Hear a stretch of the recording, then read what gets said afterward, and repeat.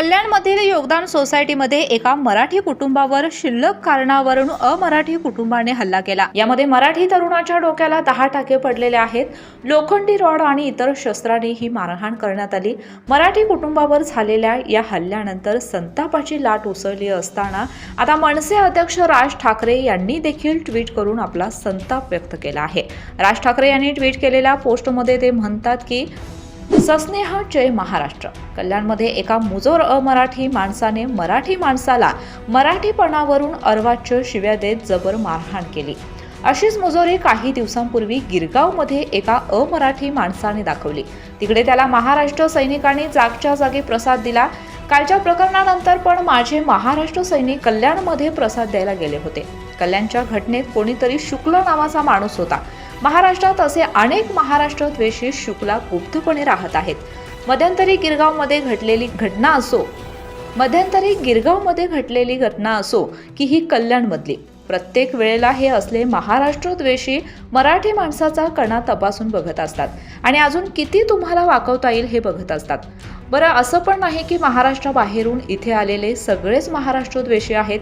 आज कित्येक पिढ्या इथल्या मातीत मिसळून राहिलेले असंख्य अमराठी माणसं आहेतच।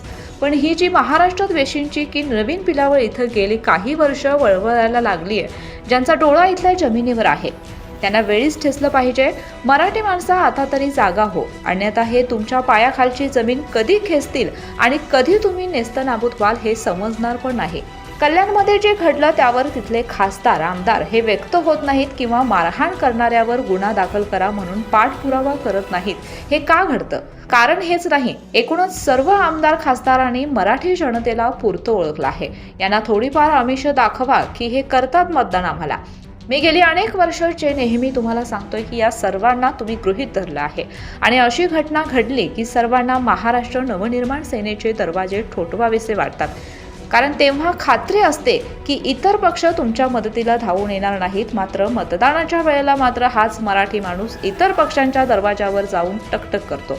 अर्थातच आमच्यासाठी मराठी माणूस हा सगळ्यात महत्त्वाचा आहे, त्यामुळे आम्ही काहीही झालं तरी धावून जाणारच। लाडकी बहीणच्या नावाखाली मतं मागणाऱ्यांना माझा प्रश्न आहे की ज्यांना मारहाण झाली त्या व्यक्तीची बायको, आई, बहीण ही तुमची लाडकी बहीण नाही का? मंत्रीपद महाराष्ट्राची उपभोगणार, परंतु त्याच मंत्रीभूमिपुत्राला तुमचा आधार नसणार। तुम्हाला तुमचा मराठी बांधव सोडून हे असले मुजोर जास्त जवळचे का वाटतात?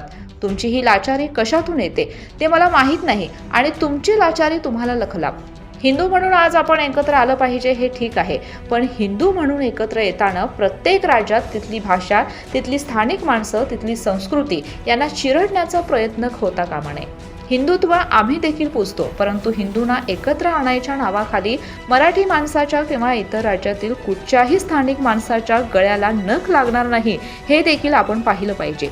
मी स्पष्ट सांगतो की या कल्याण प्रकरणात आरोपींना अटक करा, त्यांना कायद्याचा धाक काय असतो ते एकदा दाखवा आणि जर सरकारला जमत नसेल तर मग महाराष्ट्र सैनिकांनी थैमान घातलं तर आमच्याकडे बोट दाखवू नका। मी नेहमी म्हणतो की पोलिसांवर माझा विश्वास आहे, त्यांनी या विश्वासाला सार्थ ठरावं।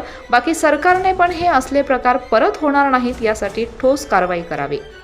आ आ आई येस ब ब बदक क क कणीदार,